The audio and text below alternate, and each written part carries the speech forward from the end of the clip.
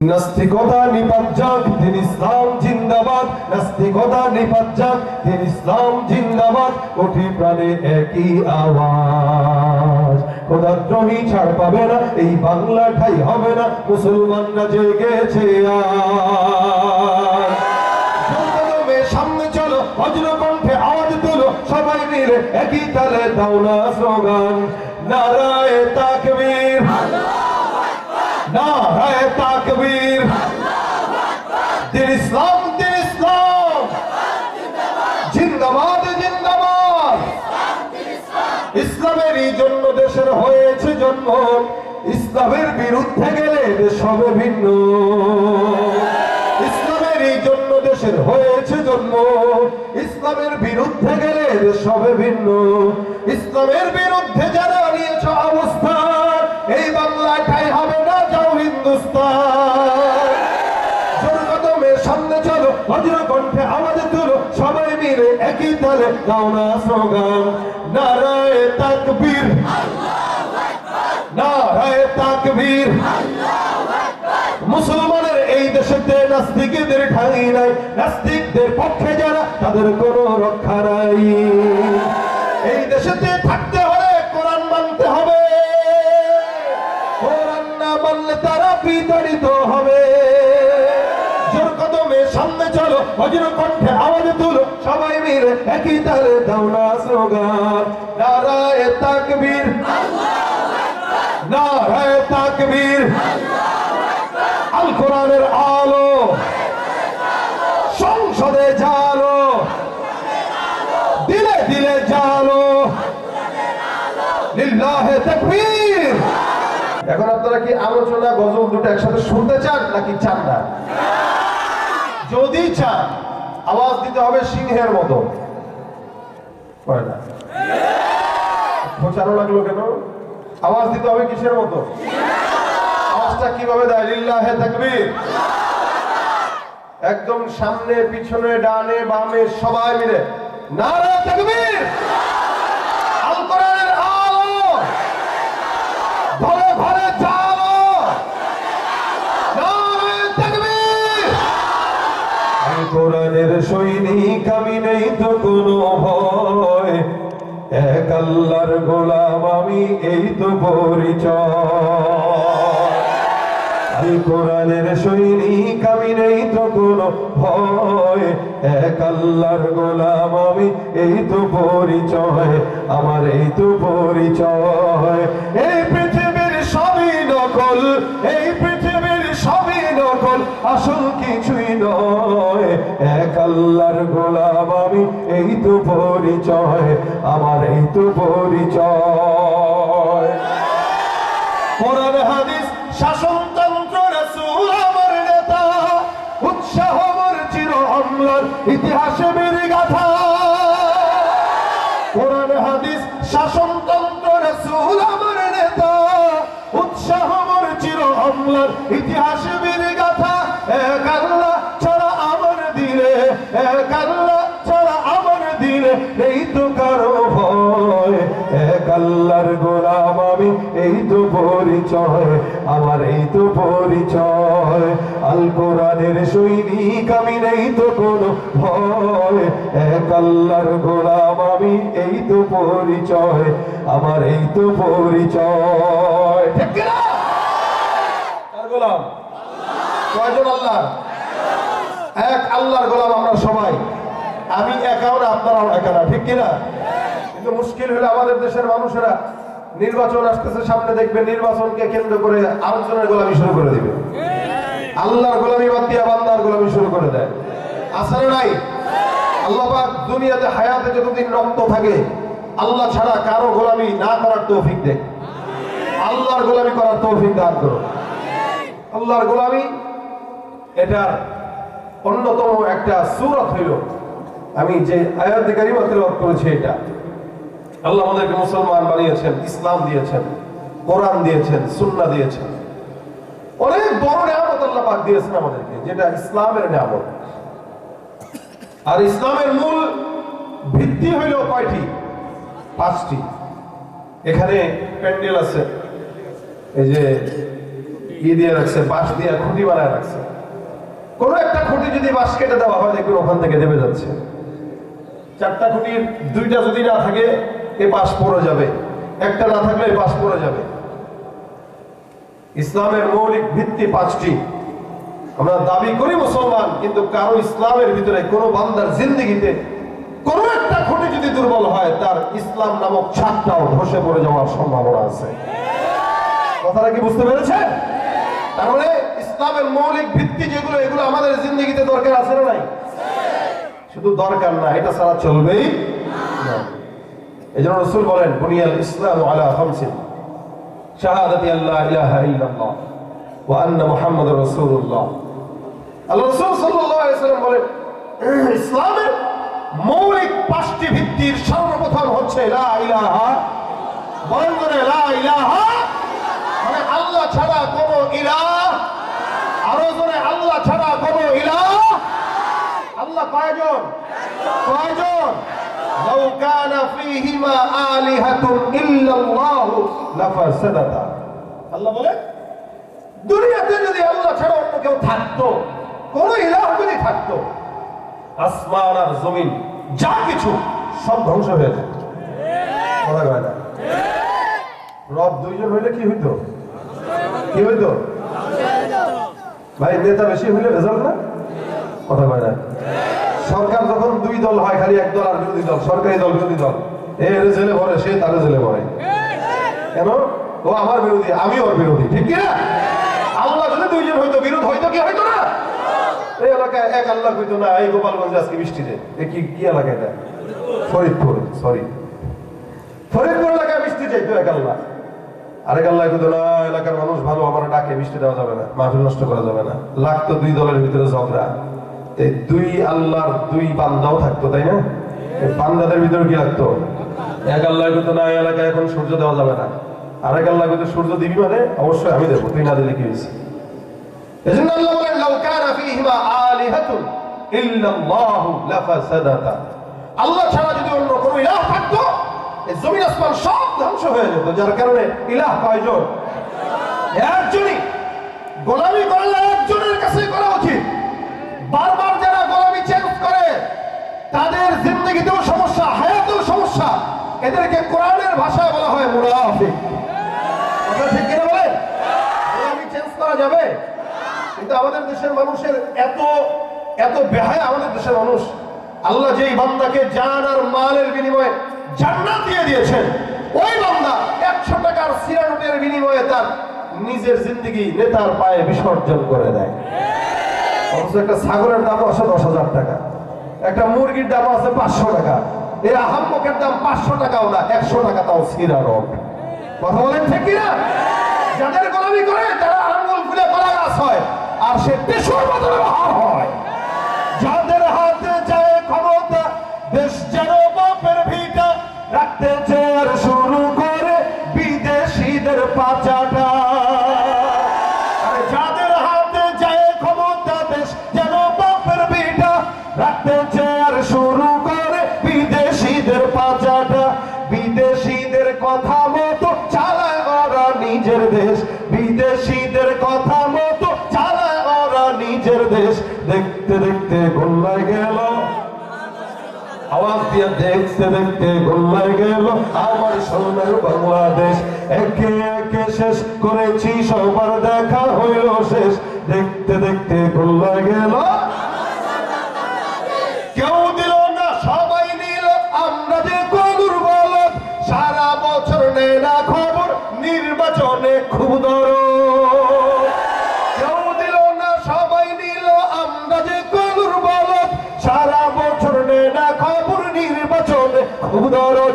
নির্বাচনের আগে নেতা ধরে কত রকম বেশ, নির্বাচনের আগে নেতা ধরে কত রকম বেশ।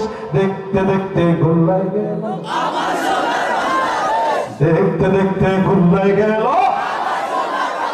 আর মুসলমানের দেশটা মোদের আছে খাতা কলমে, দোষের দোষী যে বাজারে শাস্তি পায় যে আলেমে। মুসলমানের দেশটা মোদের আছে খাতা কলমে, দোষের দোষী যে বাজারে শাস্তি শান্তি পায় যে আলেমে, ওরা ইসলাম বেচেই ক্ষমতাটা পাকাপোক্ত করে বেশ, ইসলাম বেচেই ক্ষমতাটা পাকাপোক্ত করে বেশ। দেখতে দেখতে গোল্লায় গেল আমার সোনার বাংলাদেশ, দেখতে দেখতে গোল্লায় গেল, দেখতে দেখতে গোল্লায় গেল। গোলামি করবো কার? যারা টিস্যুর মতো ব্যবহার করে ফেলে দেয় তাদের গোলামি করা যাবে? এক নম্বরে আল্লাহ পাক রব্বুল আলামিনের হাবিব বলেন ইসলামের 5টি ভিত্তির একটি হলো আল্লাহর গোলামি করবা, লা ইলাহা ইল্লাল্লাহ, এটা স্বীকারোক্তি দিবা। সব নবীদের স্বীকারোক্তির কথা ছিল এটা। আদম থেকে মুহাম্মদ পর্যন্ত, রাসূলুল্লাহ সাল্লাল্লাহু আলাইহি ওয়াসাল্লাম পর্যন্ত সমস্ত নবীদের কার্যক্রম ছিল এক আল্লাহর গোলামি করা, এক আল্লাহর দিকে ডাকা। ইয়া আইয়ুহান নাস কুলু লা ইলাহা ইল্লাল্লাহ তুফলিহু। রাসূলের দাওয়াতি মিশন ছিল এই কথার উপরে। তার মানে এটা আমাদের সর্বপ্রথম। কিন্তু মুশকিল হইল আমরা বর্তমান সমাজে যারা মুসলমান আছি, আমরা ইসলামটাকে খুব সহজে পেয়ে গেছি, যার কারণে আমাদের কাছে ইসলামের গুরুত্ব নেই। কথাটা আরেকটু বুঝেন, কেমনে সহজে পেয়েছি? আমার বাবা মুসলমান তাই আমি মুসলমান, জন্মসূত্রে দাদা মুসলমান তাই বাবা মুসলমান, আর বাবা মুসলমান তাই আমি মুসলমান। এই যে ইসলাম পালন করতে যে আপনার আমার কোনো রক্ত দেওয়া লাগে নাই, জীবন দেওয়া লাগে নাই। যদি সাহাবাদের মতো রক্ত দেওয়া লাগতো, জীবন দেওয়া লাগতো, জীবনের প্রত্যেকটা পদক্ষেপে ইসলাম ছাড়া কারো গোলামি করতে পারতাম না। যেহেতু রক্ত দেওয়া লাগে নাই, এজন্য যা মন চায় তাই করি। জীবন দেওয়া লাগে নাই, যা মন চায় তাই করি। এজন্য নিয়ত করেন আল্লাহ ছাড়া কারো পা চাটার সময় নেই, আল্লাহ ছাড়া কারো গোলামি করার সময় নাই। মুসলমান যদি হন, ইজ্জত যদি থাকে, আপনার যদি থাকে, সম্মান যদি থাকে, আল্লাহ ছাড়া কারো গোলামি কোন মুসলমান করতে পারে? হবে কার জন্য? যে আল্লাহ খাওয়ায় তার কথা শুনবো তুমি কে? যে আল্লাহ পড়ায় তার কথা শুনবো তুমি কে? যে আল্লাহ দেয় তার কথা শুনবো তুমি কে? তুমি নিজেও তো ফকির, আরেকজনের কাছ থেকে চুরি করে ঘুষ খেয়ে সুদের টাকা নিয়ে তারপরে আনো, তোমার কাছে কি চাওয়ার আছে? এই জন্য ইসলামের মৌলিক 5টি ভিত্তির প্রথমটি হচ্ছে লা ইলাহা ইল্লাল্লাহ। এটা অনেক বড় দামি জিনিস।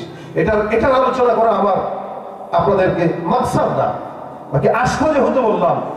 এটার পরে রাসূল করিম সাল্লাল্লাহু আলাইহি ওয়াসাল্লাম বলেন ইকামাতিস সালাহ, নামাজ, হ্যাঁ, নামাজ প্রতিষ্ঠা করা। বলেন কি করা? বলেন সবাই বলেন, নামাজ প্রতিষ্ঠা করা। আল্লাহ পাক কোরআনে অসংখ্য জায়গায়, 82 জায়গায় আল্লাহ পাক নামাজের কথা বলেছেন, কোথাও বলেন নাই আদায় করো।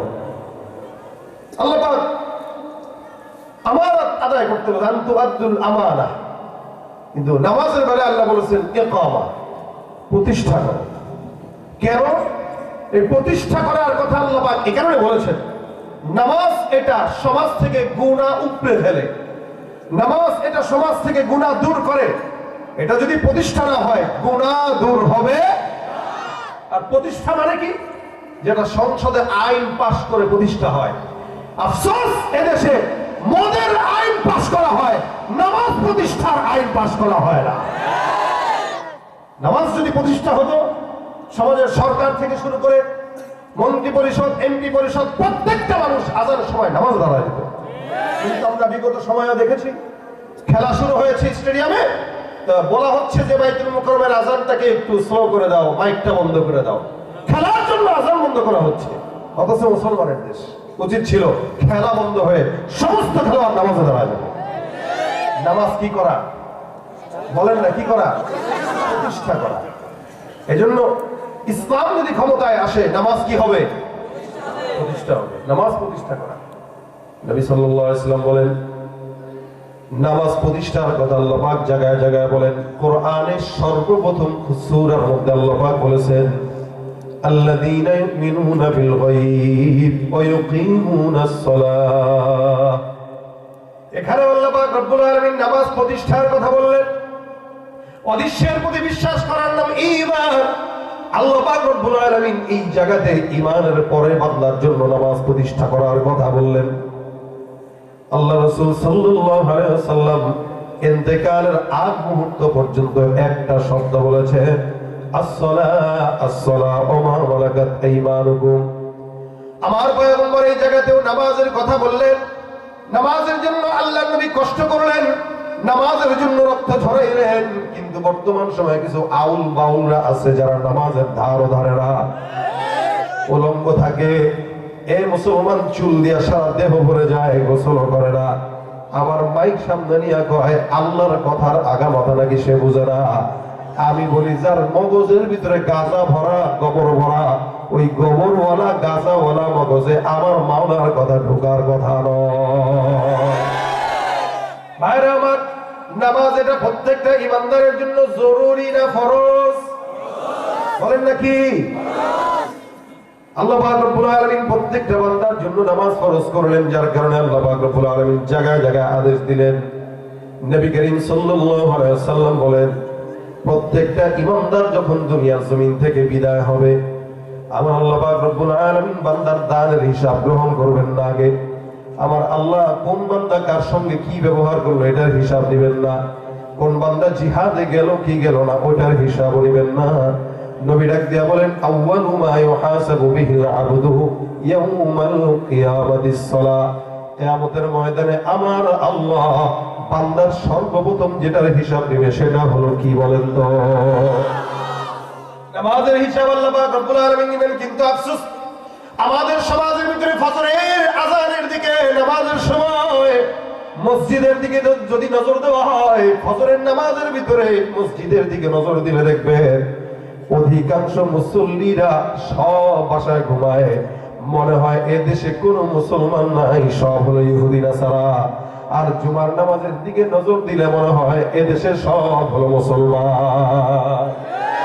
জুমার নামাজে মানুষের অভাব নাই, ফজরের নামাজে হারিকেন দিয়ে খুঁজাও দাবি করে ইমানদার, কিন্তু নামাজ নাই। নবী বলেন যার নামাজ নাই তার ঈমান নাই। নবী বলেন যার নামাজ নাই তার ঈমান নাই। হে মুসলমান, যারা নামাজ পড়ে না, রমজান আসলেও পড়ে না, রোজাও রাখে না, হজও করে না, যাকাত দেয় না, এই টাইপের মুসলমান যারা আছে, আসলে মুসলমান নাকি ভণ্ড? তুমি রমজানের রাখো না রোজা, দিনকে করো আঘাত, পয়সা কড়ির নেই তো অভাব, দাও না তো যাকাত।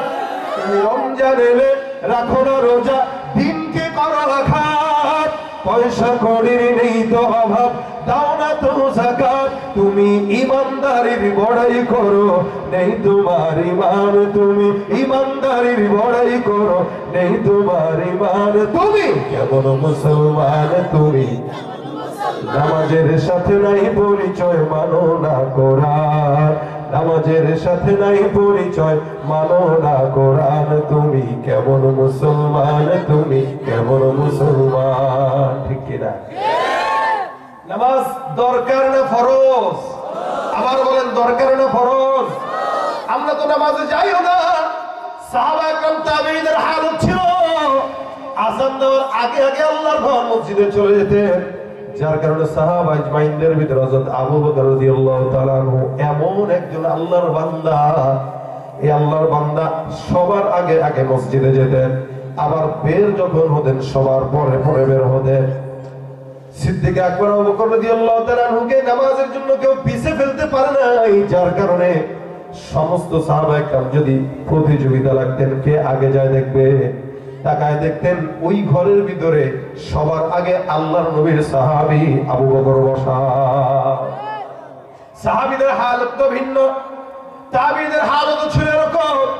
সাঈদ ইবনে মুসাইয়্যিব রাহমাতুল্লাহ আলাইহি, আমি বহু বড় একজন বুজুর্গ তাবেঈ, আযানের আগে আগে আল্লাহর ঘর মসজিদে যাইতে। একদিন আল্লাহর বান্দাকে তারা খাদেম ডাক দেয়া বলে, হুজুর আপনাকে আমরা কখনো আযানের আগে আগে ছাড়া মসজিদে ঢুকতে দেখি নাই। সব সময় আযানের 1 ঘন্টা 2 ঘন্টা আগে মসজিদে চলে যান। হাদিসে আমার পয়গম্বর ডাক দিয়া বলেন, কিয়ামতের ময়দানে আমার আল্লাহ ওই বান্দার 7 প্রকার, যাদেরকে আমার মাওলা তারা আরশের নিচে ছায়া দান করবেন। যেদিন সূর্যটা মাথার 1 বিঘা উপরে থাকবে, আল্লাহর নবী বলে ওই দিন আমার আল্লাহ 7 প্রকার বান্দাকে আল্লাহর আরশের নিচে ছায়া দিবে। আল্লাহ রাসূল সাল্লাল্লাহু আলাইহি ওয়াসাল্লাম বলেন, কলবুহু মুআল্লাকুম বিল মাসাজিদ। এই প্রকার একজন লোক যাদের অন্তর 1 ওয়াক্ত নামাজের পর আরেক ওয়াক্ত নামাজের জন্য যাওয়ার জন্য পাগল হয়ে থাকে। সুবহানাল্লাহ। হযরত সাঈদ ইবনে মুসাইয়্যিব রাহমাতুল্লাহ আলাইহি নামাজের আগে আগে মসজিদে যায়। এই যে আগে আগে যখন মসজিদে গেলেন, আল্লাহর বান্দাকে খাদেম ডাক দেয়া বলে, হুজুর আপনি আগে আগে কেন মসজিদে যান? কারণ কি, কখনো কখনো তো আপনার ব্যবসা বাণিজ্যের জন্য কখনো একটু দেরি হইতেই পারে। আল্লাহ পাক আযান জুমার বেলায় বলেছেন, ইযা নুদিয়া লিস-সালাতি মিন ইয়াউমিল জুমআতি ফাসআউ ইলা যিকরিল্লাহ ওয়া দারুল বাই'। এ আল্লাহর বান্দারা শুনে রাখো, কান খুলে, আযান যখন হয়ে যাবে জুমার আযান, তোমরা দোকানপাট বন্ধ করে সবাই আল্লাহর ঘর মসজিদের দিকে আগায় যাও। আদেশ দিয়েছেন কে? আল্লাহ। সাঈদ ইবনে মুসাইয়্যিব পাঁচ ওয়াক্ত নামাজে আগে আগে যায়। খাদেম বুঝতে পারে, সাঈদ ইবনে মুসাইয়্যিব বলেন, এ দুনিয়ার বান্দারা শুনো, আল্লাহ পাক রব্বুল আলামিন আযানের মাধ্যমে একজন গোলামকে তার ঘরের ভিতরে ডাক দেয়। বলেন তো, আসমানের নিচে জমিনের উপরে যত ঘর আছে, যত জায়গা আছে, সব জায়গার ভিতরে সবচাইতে দামি জায়গা হলো মসজিদ। আল্লাহ নবী বলেন, আহাব্বুল বিলাদি ইলাল্লাহি মাসাজিদুহা ওয়া আবগাদুল বিলাদি ইলাল্লাহি আসওয়াকুহা। আমাদের সমাজে মসজিদও আছে, বাজারও আছে। আল্লাহ নবী বলেন, জমিনের ভিতরে সবচাইতে দামি জায়গা হলো মসজিদ, আর জমিনের ভিতরে সবচাইতে খারাপ জায়গা কোনটা? বলেন তো, মসজিদ সারাদিন খোলা থাকে না বাজার সারাদিন খোলা থাকে? দেখেন, মসজিদ বলতেছে উত্তম জায়গা, তারপরেও বন্ধ। শুধুমাত্র আযানের 5 মিনিট আগে মুয়াজ্জিন খুলে, আবার নামাজ শেষ সঙ্গে সঙ্গে তালা লাগায় দেয়। আর মার্কেট যেটা খারাপ জায়গা, 24 ঘন্টা খোলা থাকে অনেক অনেক জায়গায়। আপনারা আবার বলেন তো, ওই মসজিদের ভিতরে লোক সংখ্যা বেশি নাকি মার্কেটে বেশি? খারাপ জায়গায় মানুষের সংখ্যা বেশি, ভালো জায়গায় মানুষের খুঁজেও পাওয়া যায় না। আল্লাহর নবীর সাহাবীদের দেখা তাবেঈ এ ডাক দেয়া বলে, আমার আল্লাহ আমাকে আল্লাহর ঘর মসজিদের দিকে আগায় ডাকে, বারবার ডাকে। আল্লাহ পাক রব্বুল আলামিন আযানের মাধ্যমে একজন ইমানদারকে মসজিদের দিকে আগায় ডাক দেয়া নিয়ে যায়। মসজিদটা আল্লাহর ঘর, ডাকতেছেন আল্লাহ। আযানের শব্দগুলো শিখাইছেন আল্লাহ। আযানের শব্দটা আল্লাহ নবী সাল্লাল্লাহু আলাইহি সাল্লাম যখন নামাজ বিধান ফরজ হয়, প্রথমে নামাজ ফরজ হয়েছিল কত রাকাত কেউ বলতে পারবেন কিনা? কত? 50। মেরাজের রাত্রিতে আমার পয়গম্বরকে আমার আল্লাহ 50 ওয়াক্ত নামাজ ফরজ করায়া পাঠায় দিলেন, যাও গিফট দিয়ে দিলাম। আমার নবী আসতেছেন, মুসা পয়গম্বরের সঙ্গে দেখা। মুসা নবী ডাক দিয়া বলে, পয়গম্বর মুহাম্মদ, এত ওয়াক্ত নামাজ আপনার উম্মত পারবে না, একটু কমাই নিয়ে আসেন। আল্লাহ নবী আবার গেলেন, আল্লাহ পাক রব্বুল আলামিন কমায় দিলেন, আবার গেলেন, আবার কমাইলেন, আবার গেলেন, আবার কমাইলেন। বারবার কমাইতে কমাইতে কমাইতে কমাইতে 5 ওয়াক্ত নিয়ে আসলেন। আমার নবীকে মুসা ডাক দিয়া বলে, পয়গম্বর, এই যে 5 ওয়াক্ত নিয়ে আসলেন, আপনার উম্মতরা 5 ওয়াক্ত পারবে না, আরো কমায় নিয়ে আসেন। আমার নবী ডাক দিয়া বলে, আমি আমার মাওলার কাছে যাওয়ার জন্য এখন লজ্জা বোধ করি, আর যাওয়া যাবে না। আমার আল্লাহ পাক ডাক দিয়া বলে, হে পয়গম্বর, আপনি যে লজ্জা বোধ করলে আর কমাইলেন না, আমি আল্লাহ ঘোষণা দিলাম, আপনার উম্মতরা 5 ওয়াক্ত নামাজ যদিও পড়বে, আমি আল্লাহ 50 ওয়াক্ত রাকাতের সওয়াব দিয়ে দিব। পড়বে 5 ওয়াক্ত, সওয়াব দিবে 50 ওয়াক্ত। আযানটা যখন, নামাজটা যখন ফরজ হয়, আমার পয়গম্বর নামাজ দিয়ে আসলো উম্মতের জন্য, আকিমুস সালাহ, হে বান্দা নামাজ প্রতিষ্ঠা করো, আল্লাহর তরফ থেকে আদেশ। আল্লাহ নবী সাল্লাল্লাহু আলাইহি সাল্লাম আদেশ দিলেন নামাজের জন্য, আল্লাহর তরফ থেকে আদেশ পাইলেন। এখন টেনশন হইলো, নামাজের সময় কেমনে বান্দারে ডাকবে, কি বলে ডাকবে, কখন নামাজের সময় বুঝবে কেমনে? সাহাবাত ভাইদের সঙ্গে পয়গম্বরের বৈঠক। আল্লাহ নবী ডাক দেয়া কয়, বলো সাহাবাত ভাই, কার মাথায় কোনটা আসে? আযান কেমনে কেমনে দিলে মানুষকে ডাক দেওয়া যায়, নামাজের সময় বান্দার কানে কেমনে পৌঁছানো যায়? এক সাহাবী ডাক দিয়া বলেন, ইয়া রাসূলুল্লাহ, আযানের যখন নামাজের যখন সময় হবে, আমরা ঘন্টা বাজায় দেব, মানুষ বুঝে যাবে যে নামাজের সময়। নবী আমার ডাক দিয়া বলেন, না এটা চলবে না, এটা খারাপ দেখায়, ইহুদিরা খ্রিস্টানরা এগুলা করে। আরেক সাহাবী ডাক দিয়া বলে, ইয়া রাসূলুল্লাহ, আমরা আগুন জ্বালায় দেব। নবী বলেন, না, মাজুসিরা করে। এক একজন এক এক রকম কথা বলে, পয়গম্বর মানে না। আল্লাহ নবী বলেন, যাও যাও, তোমরা ঘরে যাও, আবার আগামীকাল তোমাদের সঙ্গে মাশওয়ারা করব। আমার আল্লাহ পাক রব্বুল আলামিন যেন কোন সুন্দর একটা মাশওয়ারা আমাদেরকে দেন, কোন একটা সুন্দর সিদ্ধান্ত যেন মাওলার তরফ থেকে আসে। সাহাবা একদম যার যার মতো চলে যায়। আল্লাহ নবী সাল্লাল্লাহু আলাইহি ওয়াসাল্লাম চলে গেলেন, সাহাবা চলে যায়, রাতের বেলা ঘুমাইলেন। এক সাহাবী নাম হলো আব্দুল্লাহ ইবনে যায়েদ ইবনে আব্দুর রাব্বি। সাহাবী রাতের বেলা ঘুমাইলেন, ঘুমের ভিতরে স্বপ্ন দেখলেন কোন একটা আল্লাহর বান্দা ওই সাহাবীর সামনে আযানের সমস্ত শব্দগুলো উচ্চ কণ্ঠে সুন্দর করে তেলাওয়াত করে শোনায় দিলে। কিসের ভিতরে? স্বপ্নের ভিতরে। সাহাবা একদম স্বপ্ন সত্য ছিল, নবীদের স্বপ্ন সত্য ছিল। ওনারা অযথা জিনিস স্বপ্ন দেখতেন না। আমাদের স্বপ্ন তো শয়তান আমাদেরকে দেখায়। আল্লাহ নবীর সাহাবী স্বপ্নের ভিতরে দেখলেন আযানের আওয়াজগুলো যেন কেউ তার কানের ভিতরে দিল। সাহাবী ঘুম থেকে উঠে দেরি করে নাই, দৌড় দিয়ে পয়গম্বরের কাছে যায়, আল্লাহর নবীর কাছে যায়, ডাক দিয়ে বলে, ইয়া রাসূলুল্লাহ, আমি ঘুমের ভিতরে স্বপ্ন দেখলাম কেউ একজন আমার সামনে আযানের শব্দগুলো উচ্চারণ করছিল। কেমন কেমন চমৎকার শব্দ। নবী বলেন, কি শব্দ? সাহাবী বলেন, আল্লাহু আকবার, আল্লাহু আকবার, আশহাদু আল্লা ইলাহা ইল্লাল্লাহ, আশহাদু আন্না মুহাম্মাদুর রাসূলুল্লাহ, হাইয়া আলাস সালাহ, হাইয়া আলাল ফালাহ, আল্লাহু আকবার, আল্লাহু আকবার, লা ইলাহা ইল্লাল্লাহ। এই সকল শব্দগুলো আমার কানে কানে বলে বলে চলে গেল। আল্লাহ নবী ডাক দিয়ে বলেন, আল্লাহু আকবার, যেই শব্দগুলো তুমি দেখলা এই শব্দগুলো তুমি দেখো নাই, আসমানের মালিক তোমাকে দেখায় আমাদেরকে আযান শিখিয়েছে। সাহাবী আযান দেখলো, আল্লাহ নবী সাল্লাল্লাহু আলাইহি ওয়াসাল্লাম ডাক দিয়ে বলেন, সাহাবা আজমাইনের দল, তোমাদের ভিতর থেকে কার কণ্ঠ বেশি দরাজ ওই ব্যক্তিকে ডাক দাও আর আযানের শব্দগুলো শেখায় দাও। বলো, আমি পয়গম্বর বললাম ইসলামের শুরুর আযানটা যেন ওই দরাজওয়ালা ব্যক্তি দেয়। নবীর আদেশে বেলালকে ডাকা হয়। বেলালের চামড়াও যদিও ছিল কালো, কিন্তু বেলালের কেমন দাম। আমার নবী বলেন, মেরাজের রাত্রিতে আমি যখন জান্নাতে গেলাম, আমি জান্নাতে হাঁটতেছি, আমি জান্নাতের ভিতরে তাকলাম, দেখলাম, তাকাইলাম, ফিল করলাম, অনুভব করলাম, আমার পায়ের নিচে পিছনে পিছনে আমার কালো বেলালের পায়ের আওয়াজ শোনা যায়। বেলাল রাদিয়াল্লাহু তাআলা ঢুকে আযান শেখানো হয়ে গেল। বেলাল রাদিয়াল্লাহু তাআলা আযান যখন দিলেন, উঁচু জায়গায় উঠলেন।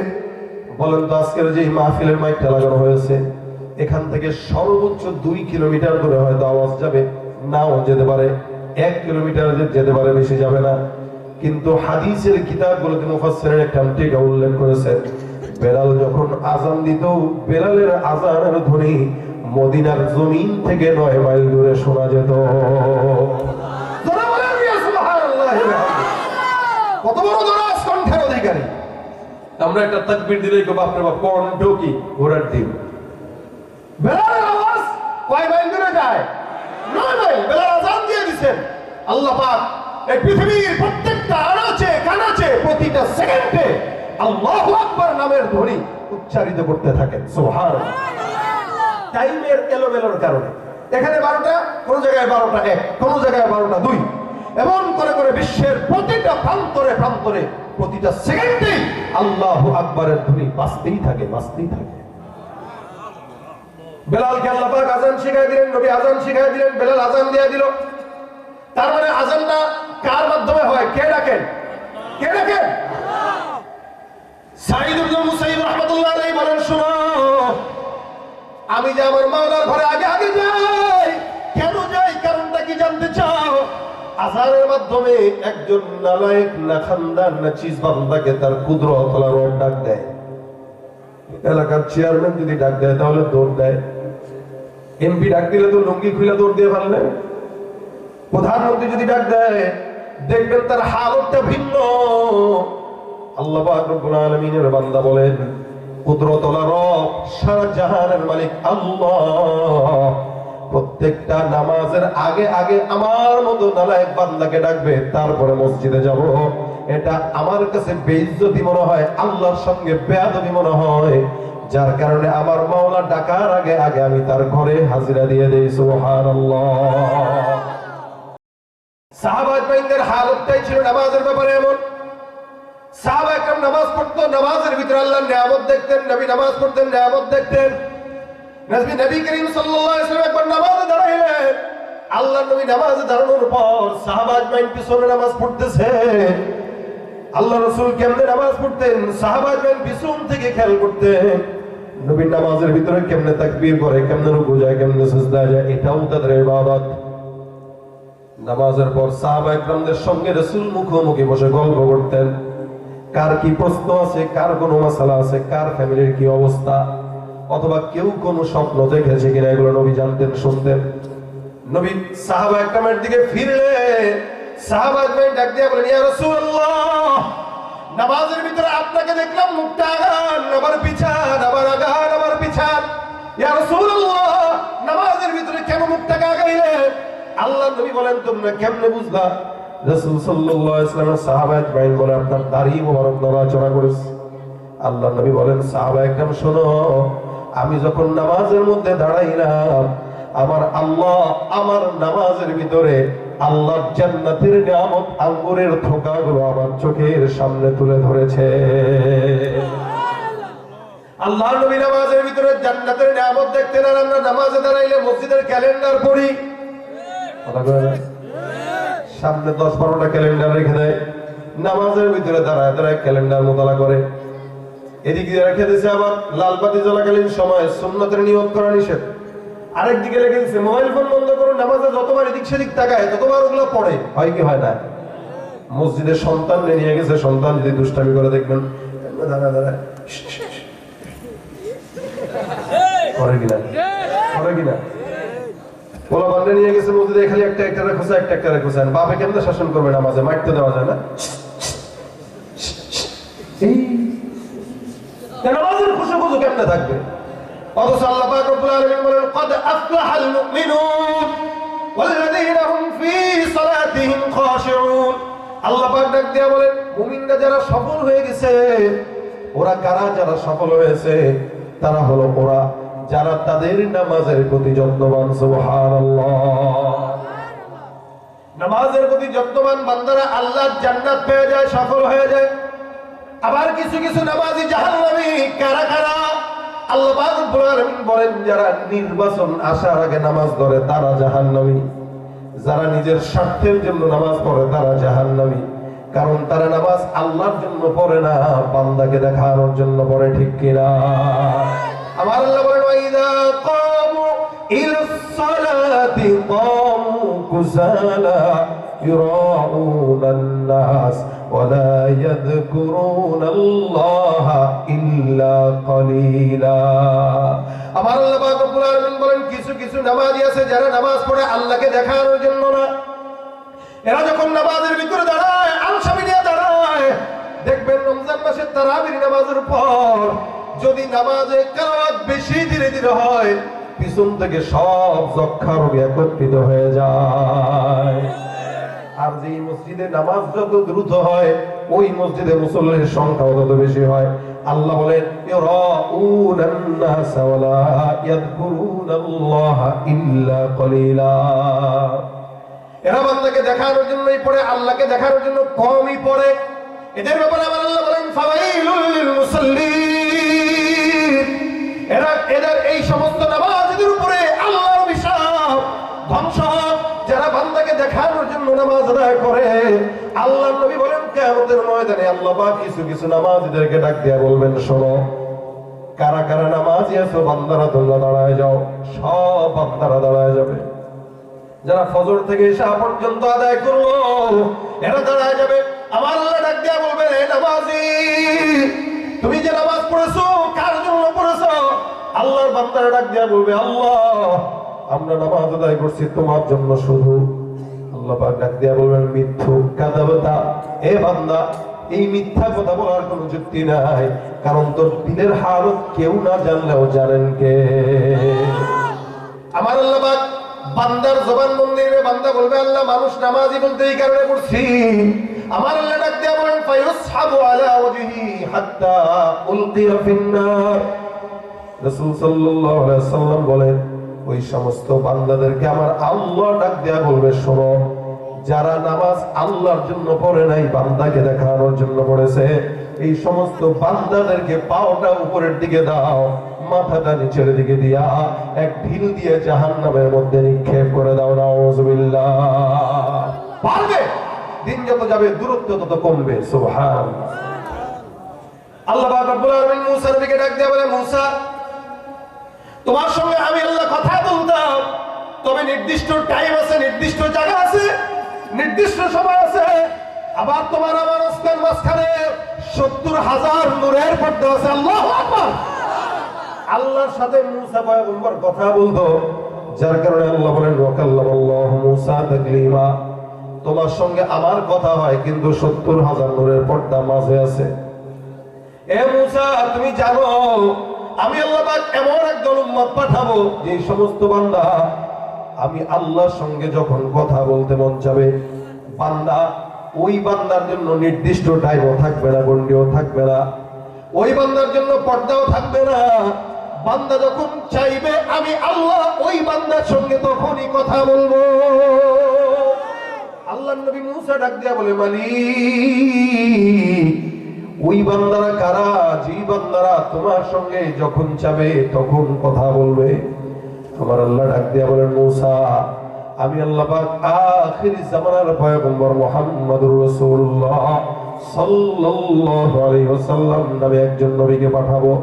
তুমিও তো তাকে চিনো, তুমিও তো তাকে জানো। হে মূসা, ওই নবীর উম্মতটা যখন আসবে, আর ফজরের নামাজ, যোহরের নামাজ, আসরের নামাজ, মাগরিব, এশা, আওয়ামিন, চারটা তাহাজ্জুদ, বান্দা যখন নামাজের ভিতরে দাঁড়ায় পড়বে আলহামদুলিল্লাহি রাব্বিল আলামিন, আমি আল্লাহ পাক বান্দার আয়াতের মোকাবেলায় সঙ্গে সঙ্গে বান্দার জন্য জবাব দিয়া বলবো, হামিদানি রব্বি।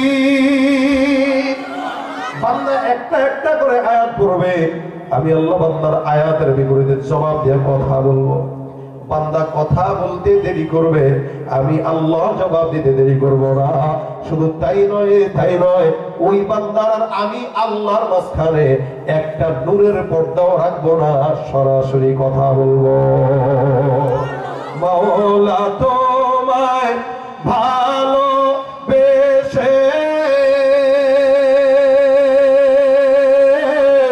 কলিজা পুড়ে গন্ধ আসে, মাওলা তোমায় ভালোবেসে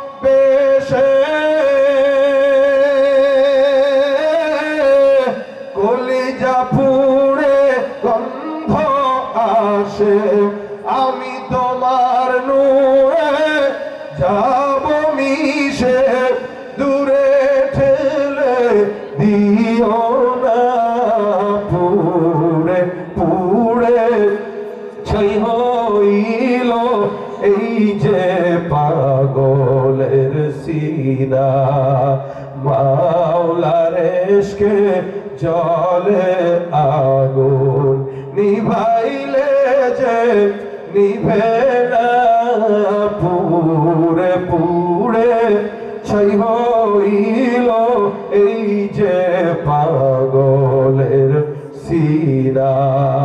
মহব্বত কার সাথে হবে? কার সাথে রাখবো? কিসের মাধ্যমে? এই জন্য নামাজ কেন্দ্রিক যত কিছু আছে আল্লাহ সবকিছুকে দাবি বানাই দিয়েছে।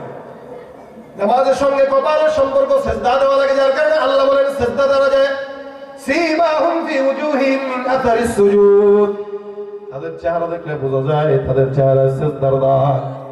যারা ঘুষ খায় চেহারার ভিতরে ঘুষখোরের দাগ দেখা যায়, যারা জিনা করে চেহারার ভিতরে গুনার দাগ দেখা যায়, যারা রাতের বেলা সিজদা দেয় তাদের চেহারা থেকে সিজদার আলামত নূর প্রকাশ পায়। নামাজের কারণে কপালের দাগ। নামাজটা হয় কোথায়? কথা কয় না, মসজিদে হয়, যার কারণে মসজিদের দাগ। এটা আহাব্বুল বিলাদ, এই জমিনের সবচেয়ে আল্লাহর কাছে পছন্দনীয় জায়গা মসজিদ। কেন? এখানে নামাজ হয়। শুধু তাই নয়, নামাজের মাধ্যমে আল্লাহ পাক রব্বুল আলামিন এটা দাবি করার কারণে যে ওযু করা লাগে ওযুকেও দাবি বানাইছেন। নবী করিম সাল্লাল্লাহু আলাইহি ওয়াসাল্লাম বলেন, কোন ইমানদার বান্দা যদি নামাজের জন্য ওযু করে, ওযুটা নামাজের জন্য শর্ত। কোন ইমানদার বান্দা যখন ওযু করবে, আল্লাহ পাক রব্বুল আলামিন হাত যখন বান্দা ধুবে, হাতের পানি দিয়া বান্দার হাতের গুনাহকে আল্লাহ ঝরায় নিয়ে নেবেন। মুখ যখন ধুবে, মুখের পানির সঙ্গে মুখের গুনাহ ঝরে যাবে। পাও যখন ধুবে, পায়ের পানির সঙ্গে পায়ের গুনাহ ঝরে যাবে। আহা, আমাদের আকাবির আসলাফরা, ইমামে আজম আবু হানিফা রাহমাতুল্লাহ আলাইহি পর্যন্ত অনেক অনেক বান্দা ওযুর পানির সাথে গুনাহ ঝরে যাওয়ার জন্য দেখেছে। এটা দেখতেন আমাদের আকাবির আসলাফেরা। কিয়ামতের ময়দানে আল্লাহ পাক সব উম্মতের সংখ্যা করবেন 120 কাতার। কয়টা? ঘুমাইতেছেন কয়টা? 120 কাতার। এর ভিতরে 40 কাতার আদম থেকে ঈসা পর্যন্ত সব নবীর উম্মতের। আল্লাহ নবী বলেন বাকি 80 কাতার আমি পয়গম্বর উম্মত। আল্লাহ নবীর সাহাবীরা ডাক দিয়ে বলে, ইয়া রাসূলুল্লাহ, এতগুলো উম্মতকে আপনি কেমনে বুঝবেন? সুপারিশ যদি করেন আপনার নবীর উম্মতকে যদি পেছ থেকে দাউদ পয়গম্বরের উম্মত চলে যায় কি হবে? নবী আবার ডাক দিয়ে বলেন, এত সহজ নয়। আমার উম্মত সেরা, আমার উম্মত চিহ্নিত।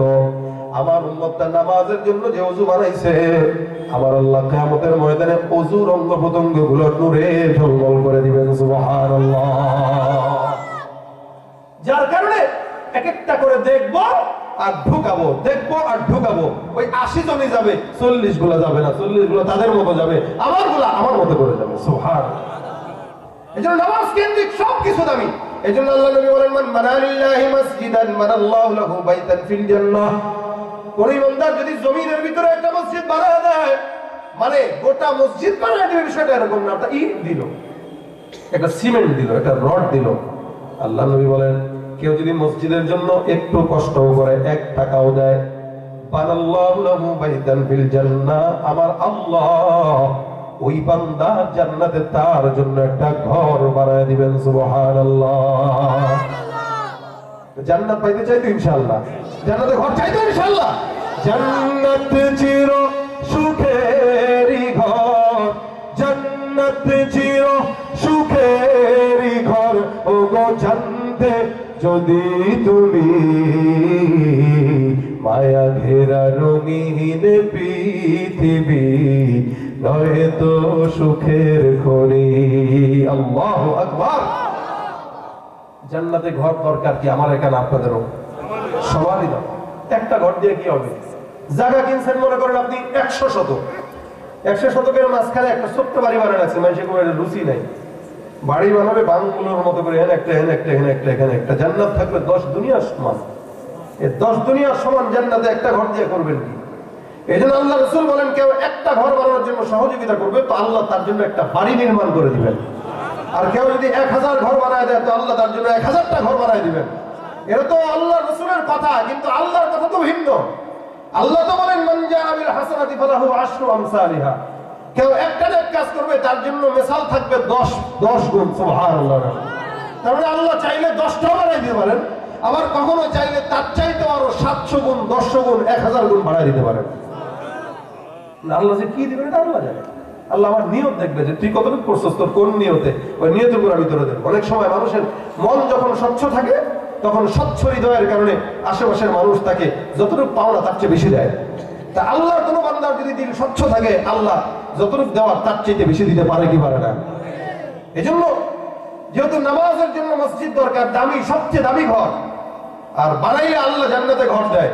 এজন্য শেষ মাস আপনারা দেখবো কারা আছেন এই মসজিদের জন্য একটা ঘর বানানোর জন্য 1 বস্তা সিমেন্ট হোক, 5 বস্তা সিমেন্ট হোক, 1 টন রড হোক, 1000 ইট হোক, জান্নাতে ঘর পাওয়ার জন্য রাসূলের এই হাদিসকে অনুসরণ করে একটু নামলা করবেন, নিয়ত করবেন। এলাকা আপনাদের, মসজিদ আপনাদের করবেন আপনারাই, বাহির থেকে কেউ এসে করবে না। কারণ এখন এক একটা এলাকায় 2-4টা করে মসজিদ, সবারই কম বেশি মসজিদ করতে হয়। আপনাদের এলাকায় হাজারো মসজিদ থাকতে পারে, কিন্তু এই গ্রামের হিসেবে এটা আপনাদের হক। রাসূল সাল্লাল্লাহু আলাইহি ওয়াসাল্লামের এই কথা অনুযায়ী জান্নাত পাওয়ার জন্য কোন ভাইরা আছেন যারা শেষ মাস একটু দিবেন, একটু বলেন, আল্লাহ কবুল করুক। নাম কি?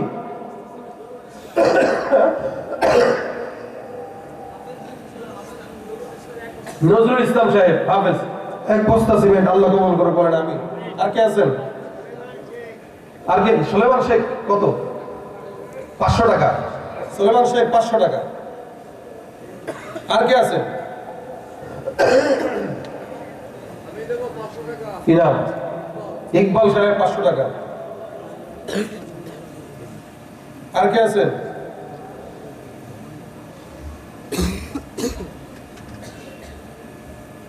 বলেন, এক বস্তা সিমেন্ট করে কি নাম?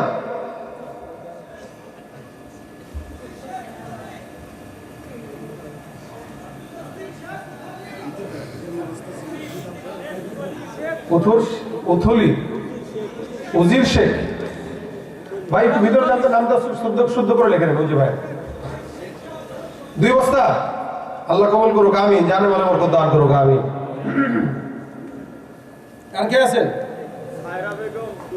সায়রা বেগম 2 বস্তা, আল্লাহ কবুল করুক, আমি। আচ্ছা, সায়রা বেগম। আর কে? আর কে বলেন? বলেন, হাত উঠান। কে আছে? 1 বস্তা 2 বস্তা করে দিবেন, বলেন কি নাম? কত? আলী হোসেন মোল্লা 1 বস্তা, আল্লাহ কবুল করুক। আগে দিছেন একটা, আল্লাহ কবুল করুক, জানে বলে বরকত দান করুক। কি নাম ভাই? আব্দুল গফার 1 বস্তা। আর কে আছেন? কি নাম? আবু শাম কয় বস্তা? 2 বস্তা, আবু শাম 2 বস্তা। হারিস মোল্লা 1 বস্তা, আবু শাম 2 বস্তা। আর কে আছেন? আর কে আছেন বলেন দ্রুত। 1 বস্তা 2 বস্তা করে, কেউ উঠাউঠি করে না, মোনাজাত নিয়ে আমরা যাবো ইনশাআল্লাহ। যাওয়ার আগে একটা গজল শুনে দেবো, সমস্যা নাই। শুধু তাই না, যারা গজল পছন্দ করেন তাদের জন্য গাড়িতে গজলের বইও রাখা আছে, চর্চা করবেন। বাউল ফাউলরা যেন আমাদের কাছে সুযোগ না পায়। আমাদের কণ্ঠ আছে, আমরা কণ্ঠ দিয়ে আল্লাহর গান গাবো, ঠিক না? আল্লাহর গান গাবো, আল্লাহর গান শুনবো, এবং আল্লাহর গান এবং রাসূলের নাত এগুলো চর্চাও করবো। এগুলো হাসান বিন সাবিতের উত্তরসূরিদের কাজ। আল্লাহ পাক রব্বুল আলামিন আমাদেরকে বোঝার তৌফিক দান করুন।